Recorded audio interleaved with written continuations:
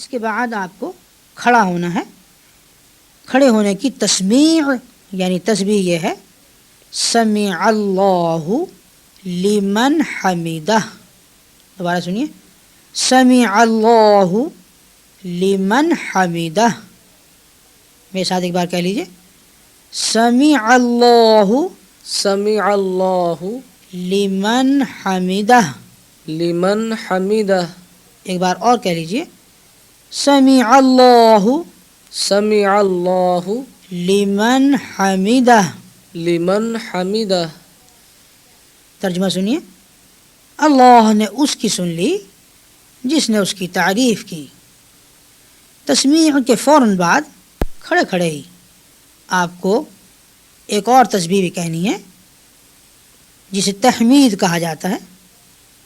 الفاظ سنیے ربنا لک الحمد.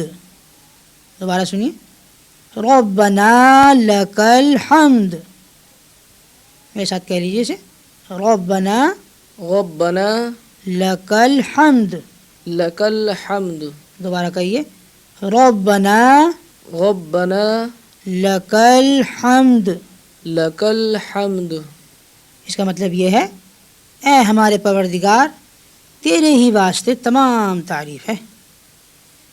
اس کے بعد آپ کو سجدے میں جانا ہوتا ہے یعنی اپنا ماتھا جو ہے وہ زمین پر ٹیکنا ہوتا ہے اور اس حالت کی تسبیح یہ ہے سبحان ربی الاعلی. دوبارہ سنیے سبحان ربی الاعلی. اس تسبیح کو بھی آپ کم از کم 3 یا زیادہ سے زیادہ 5 یا 7 بار پڑھ سکتے ہیں. گویا کہ کم از کم مقدار رکوع کی طرح یعنی سبحان ربی العظیم کی طرح اس کی بھی 3 اور زیادہ سے زیادہ 5 یا 7 ہے. دوبارہ سن لیجئے سبحان ربی الاعلی.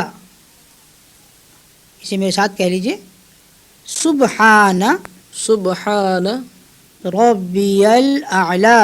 ربی الاعلی. مطلب اس کا یہ ہے میں پاکی بیان کرتا ہوں اپنے پروردگار بزرگ و برتر کی.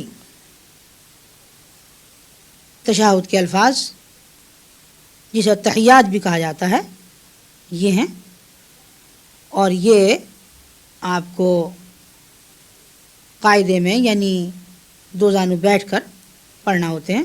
سنیے التحیات للہ والصلوات والطیبات السلام علیک ایہا النبی ورحمۃ اللہ وبرکاتہ. السلام علینا وعلی عباد اللہ الصالحین. اشہد ان لا الہ الا اللہ واشہد ان محمدا عبدہ ورسولہ. تشہد کو ایک بار میرے ساتھ کہہ لیجئے جی ضرور. التحیات التحیات للہ للہ والصلوات والصلوات والطیبات والطیبات السلام علیک السلام علیک ایہا النبی ایہا النبی ورحمۃ اللہ ورحمۃ اللہ وبرکاتہ. وبرکاتہ. السلام علینا السلام علینا وعلی وعلی عباد اللہ الصالحین. عباد اللہ الصالحین. اشہد ان لا الہ اشہد ان لا الہ الا اللہ الا اللہ واشہد واشہد ان محمدن ان محمدن عبدہ عبدہ ورسولہ. ورسولہ. مطلب سن لیجئے، تمام قولی عبادتیں اور تمام فعلی عبادتیں اللہ ہی کے لیے ہیں. سلام آپ پر اے نبی صلی اللہ علیہ وسلم، اور اللہ کی رحمت اور اس کی برکتیں سلام ہو ہم پر اور اللہ کے نیک بندوں پر.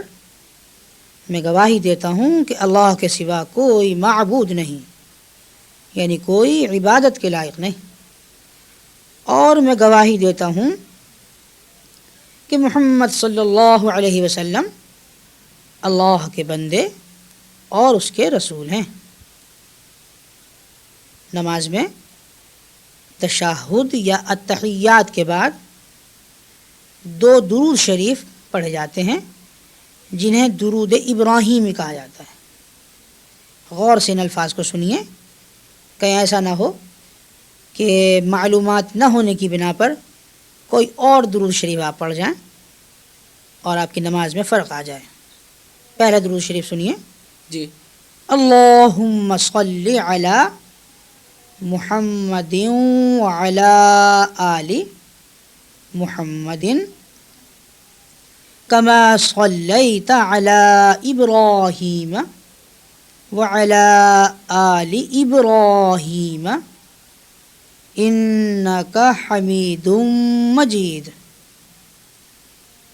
ایک بار میرے ساتھ کہہ لیجئے، اللہم صلی علی اللہم صلی علی محمد وعلی آل محمد محمد وعلی آل محمد محمد کما صلیت کما صلیت علی ابراہیم علی ابراہیم وعلی آل ابراہیم وعلی آل ابراہیم انک حمید مجید.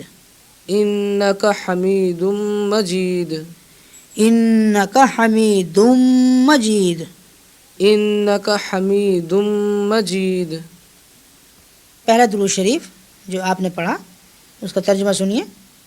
اے اللہ، رحمت نازل فرما محمد صلی اللہ علیہ وسلم پر اور ان کی آل پر، جیسے کہ رحمت نازل فرمائی تو نے ابراہیم علیہ الصلاۃ والسلام پر اور ان کی آل پر. بے شک تو تعریف کا مستحق بڑی بزرگی والا ہے. دوسرا درود شریف سنیے.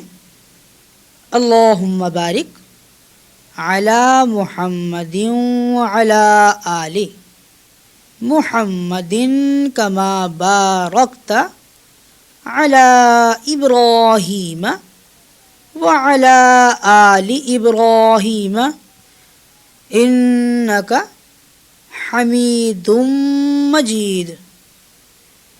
اس درود شریف کو بھی ایک بار میرے ساتھ کہہ لیجئے. جی.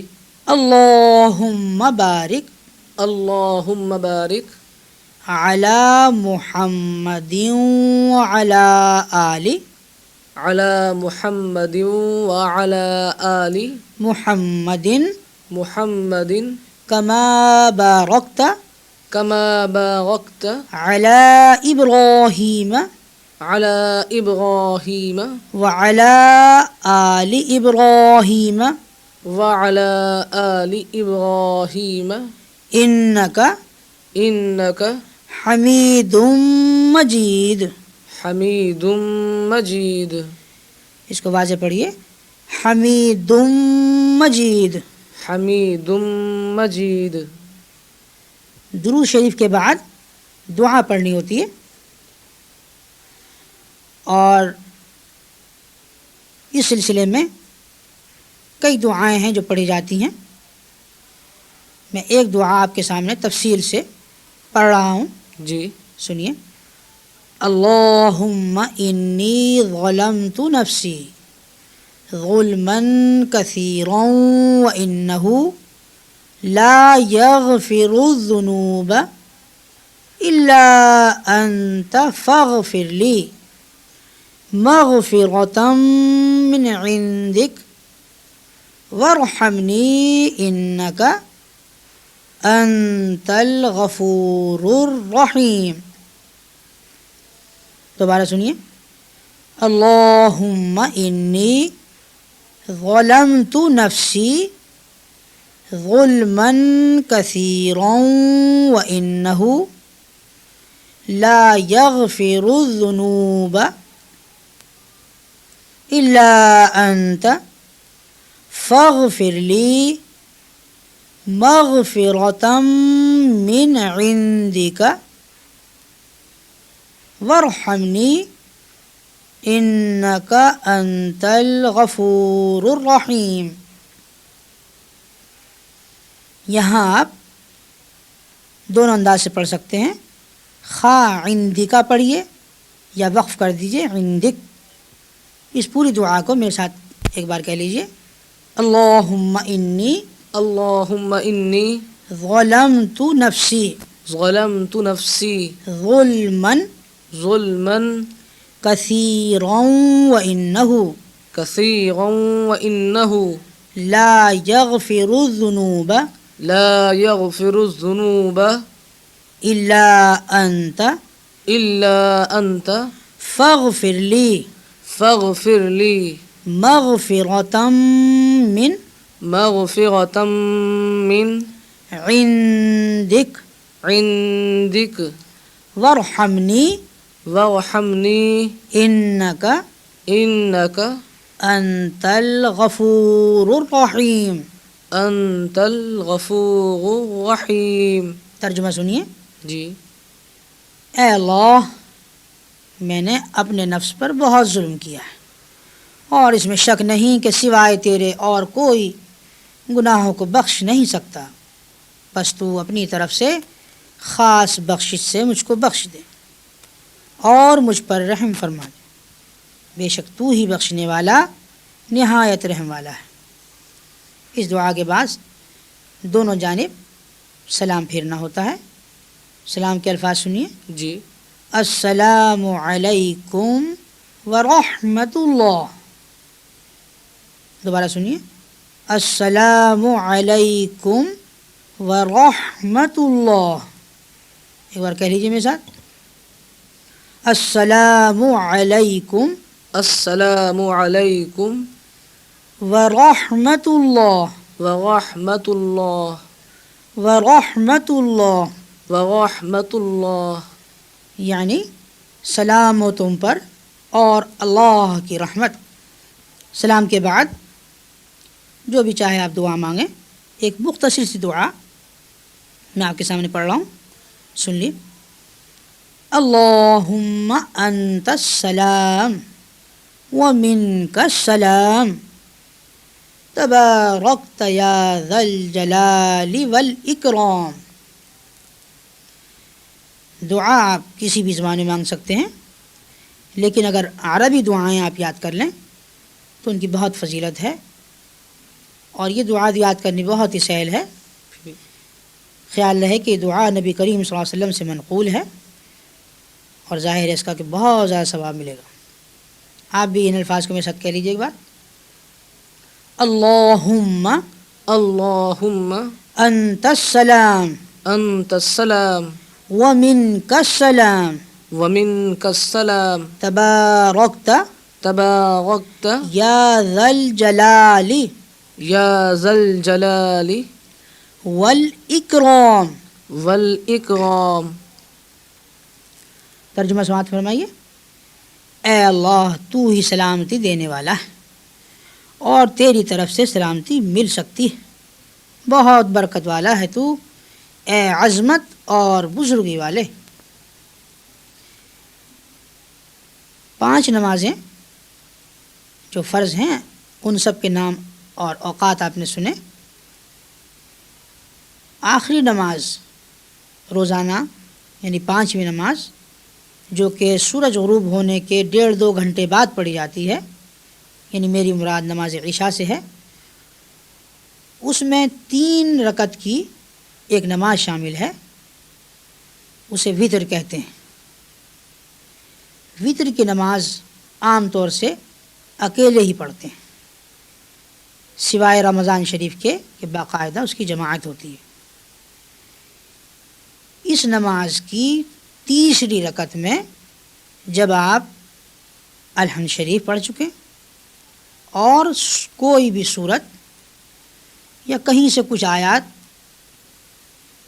تلاوت کر چکے جی تو ایک بار آپ کو کانوں تک ہاتھ اٹھانے ہیں، اللہ اکبر کہنا ہے، دوبارہ ہاتھ باندھ لینے ہیں اور یہ دعا پڑھنی ہے جسے دعائے قنوت کہا جاتا ہے۔ بہتر۔ اب دعائے قنوت کے الفاظ سنیے۔ اللہم انا نستعینک ونستغفرک ونؤمن بک ونتوکل علیک ونثنی علیک الخیر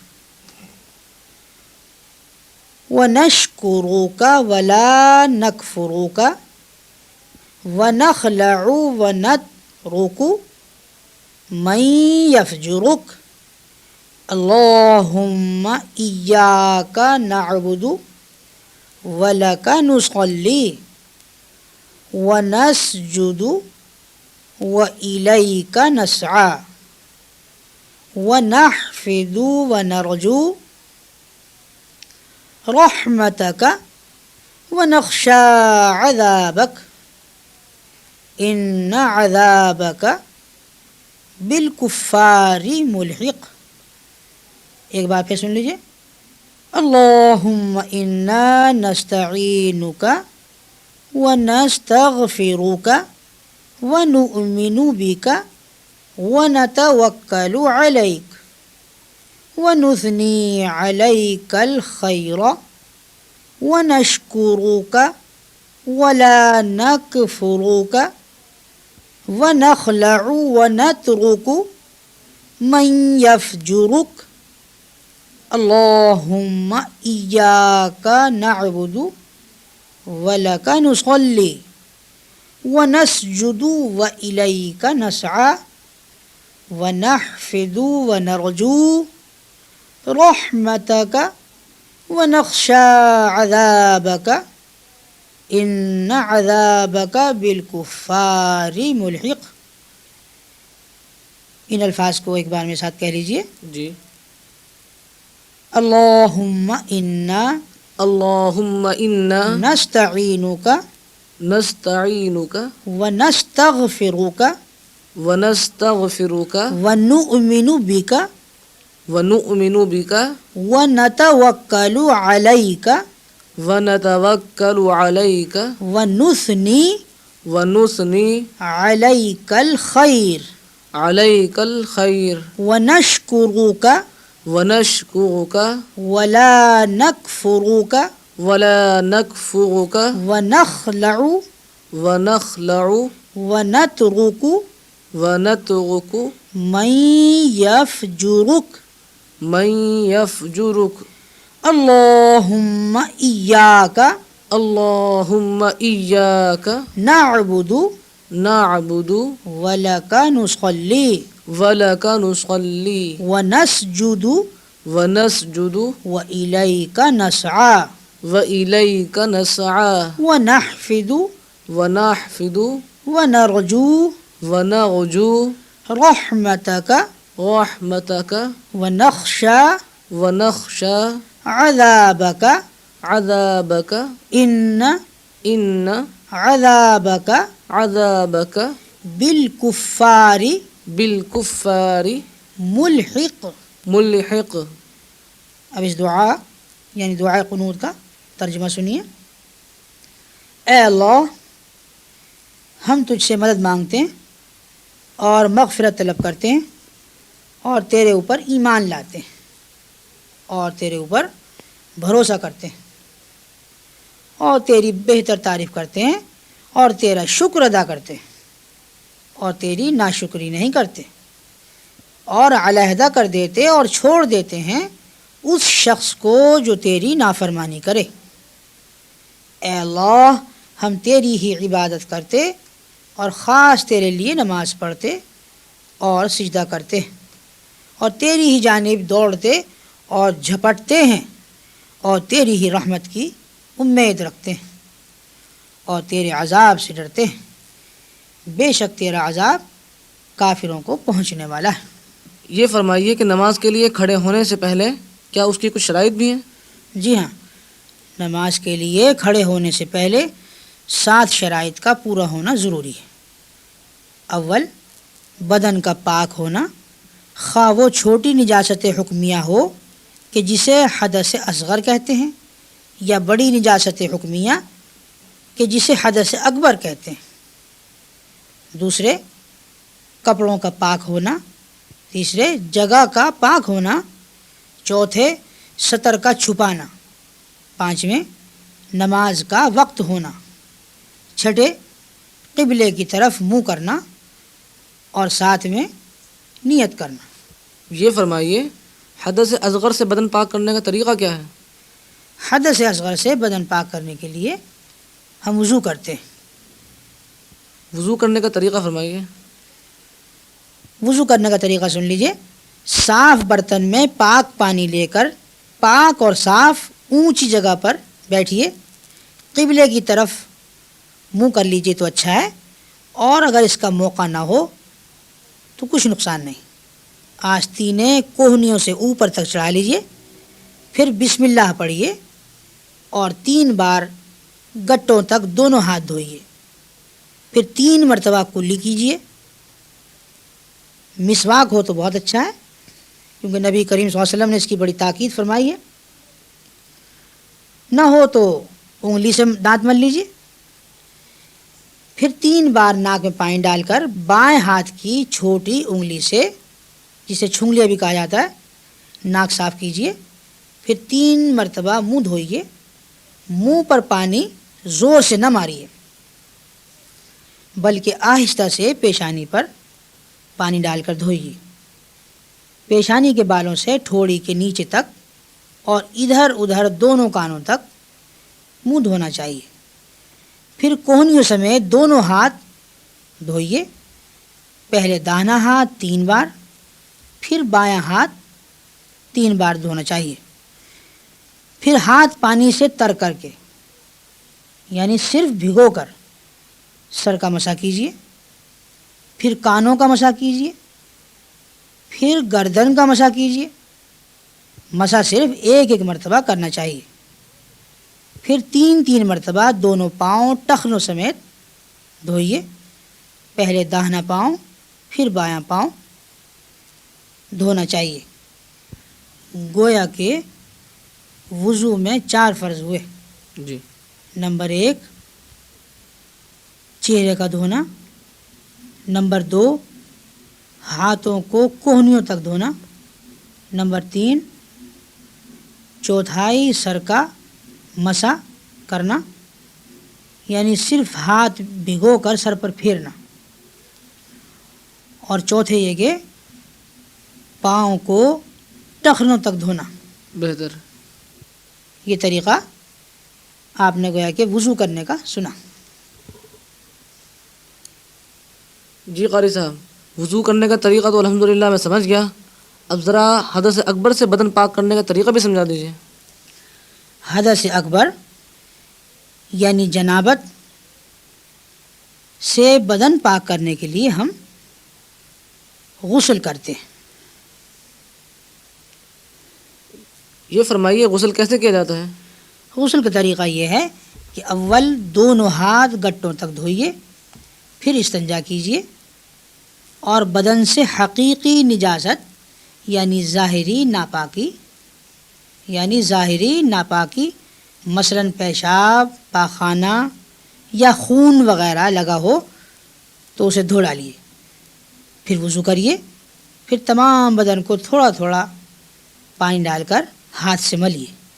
اس کے بعد سارے بدن پر 3 مرتبہ پانی بہائیے۔ خیال رہے کہ غسل میں 3 فرض ہیں۔ اول، کلی کرنا۔ دوسرے، ناک میں پانی ڈالنا، اور تیسرے تمام بدن پر پانی بہانا۔ یعنی ان تینوں باتوں میں سے اگر کوئی ایک بھی چھوٹ جائے تو غسل نہ ہوگا، اور ظاہر ہے جب غسل نہ ہوگا تو بدن بھی پاک نہ ہوگا، اور جب بدن پاک نہ ہوگا تو نماز کیسے ہو سکتی ہے؟ یہ فرمائیے وضو اور غسل کی حاجت میں بڑا فرق کیا ہے؟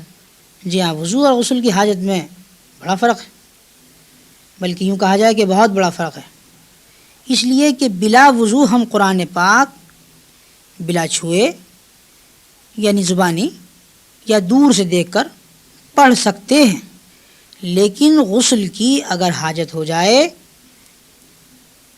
جو کہ احتلام کی صورت میں ہوتی ہے تو قرآن پاک کسی بھی صورت یا کسی بھی طور سے نہیں پڑھا جا سکتا، خواب دیکھ کر پڑھنا چاہیں یا زبانی پڑھنا چاہیں۔ قاری صاحب یہ فرمائیے اگر پانی میسر نہ ہو یا پانی کے استعمال کرنے سے بیمار ہو جانے یا مرض بڑھ جانے کا اندیشہ ہو تو ایسی صورت میں کیا کرنا چاہیے؟ ایسی صورت میں تیمم کیا جاتا ہے، اور یہ وضو اور غسل دونوں کے بیک وقت قائم مقام ہوتا ہے۔ تیمم کس طرح کیا جاتا ہے؟ جی پہلے تو آپ یہ سمجھ لیجئے کہ تیمم میں 3 فرض ہیں۔ جی نمبر 1 نیت کرنا، نمبر 2 دونوں ہاتھ مٹی پر مار کر منہ پر پھیرنا، نمبر 3 دونوں ہاتھ مٹی پر مار کر دونوں ہاتھوں کو کوہنیوں سمیت ملنا۔ اب اس کا پورا طریقہ سن لیجئے۔